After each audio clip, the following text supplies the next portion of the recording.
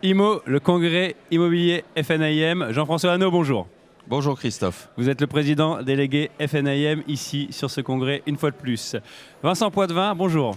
Bonjour Christophe. Vous êtes le trésorier de la FNIM. Bienvenue sur le plateau Talk. Pour cette intervention, on va parler d'une cellule. Une cellule importante qui a 18 mois, quasi 18 mois. C'est la cellule Agir, qui a été créée à l'initiative de la FNIM, mais aussi en partenariat. Ils sont juste nos voisins, ici avec une place stratégique, Galian SMA BTP. Cette cellule, ces initiatives, c'était pour soutenir les adhérents en difficulté. D'abord, on va parler, avant d'attaquer avec vous le bilan financier, les actions, les initiatives. Jean-François, le guide, par exemple, qui a été lancé cette année. Alors, avant d'évoquer l'existence de ce guide, la cellule Agir a été effectivement créée en soutien à nos adhérents. Nous étions, il y a 18 mois, quasiment en crise. En tout cas, on sentait les prémices de la crise immobilière. Et on s'est dit que, évidemment, avec une contraction du marché, il fallait venir en aide aux adhérents qui, pour la majorité, sont des transactionnaires. Et si le marché de la transaction baisse drastiquement, forcément, on est en difficulté. On a édité donc un guide qui permet à l'ensemble de nos adhérents de prendre connaissance de l'ensemble des aides mobilisables dans un cas de difficulté. Et Dieu sait, en élaborant ce guide, que je me suis rendu compte qu'il y avait énormément d'aides à mobiliser. Il ne faut pas que nos adhérents restent seuls. Et ce guide est une véritable Bible avant et pour éviter des situations beaucoup plus dramatiques.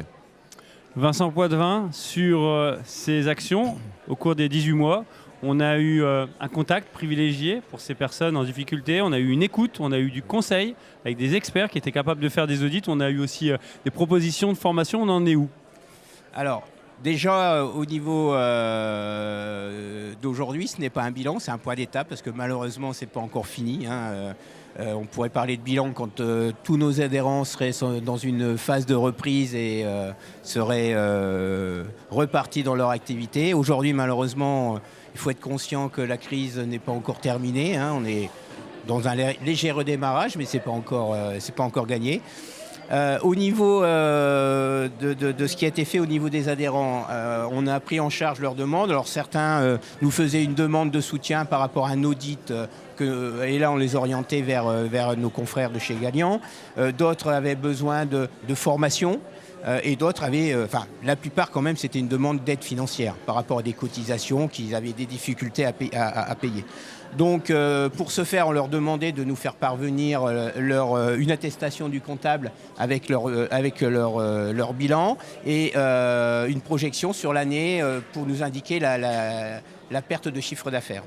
Et partant de là, à partir du moment où c'était vérifié, parce que bien sûr vis-à-vis de nos commissaires aux comptes, on a l'obligation de vérifier la remise que l'on pourrait octroyer à un adhérent, on adaptait en fonction de sa baisse de chiffre d'affaires, une baisse proportionnelle. Et on a invité également les chambres à faire la même chose sur leur cotisation chambre. Une fois de plus, la FNIM, cette fois avec le partenariat avec Galian SMA BTP, qui est à sa place de protéger, de représenter, de fédérer, mais de protéger aussi tous les adhérents.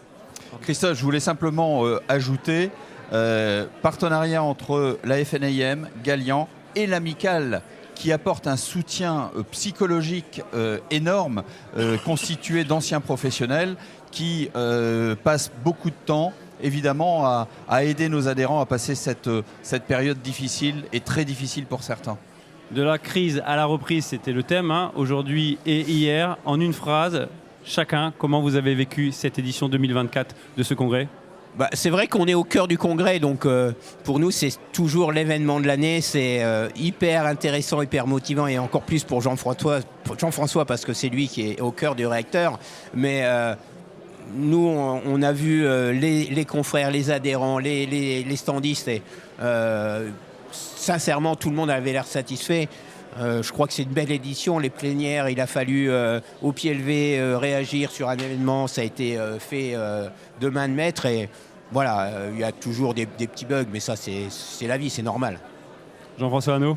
Une belle mobilisation, mobilisation de nos adhérents. Sincèrement, en organisant ce congrès, je m'étais dit, on aura peut-être une fréquentation nettement inférieure, parce que quand ça va mal, on préfère rester chez nous. Le lundi, mardi, on est au charbon.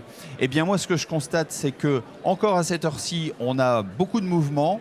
Les adhérents sont venus pour faire leur marché, rencontrer nos partenaires, mais aussi écouter les plénières. Et là, je dois effectivement souligner la grande adaptabilité de l'organisation, du président, du bureau exécutif et du conseil d'administration, parce que trouver 4 ministres en si peu de temps, réunir, et c'était osé, je dois le dire, des députés de tous bords, pour envisager des solutions sur le peut-être à confier au prochain ministre, en espérant qu'il puisse être nommé rapidement pour qu'on puisse continuer d'œuvrer, d'aider nos adhérents pour traverser la crise et parler du logement à une échéance beaucoup plus longue et large que ça ne l'a été fait jusqu'à maintenant. Ce lundi et ce mardi en 2024, la FNAIM était encore au charbon. Elle était ici à sa place. Merci beaucoup Jean-François Hannot. Merci beaucoup Vincent Poitvin. Merci. Christophe.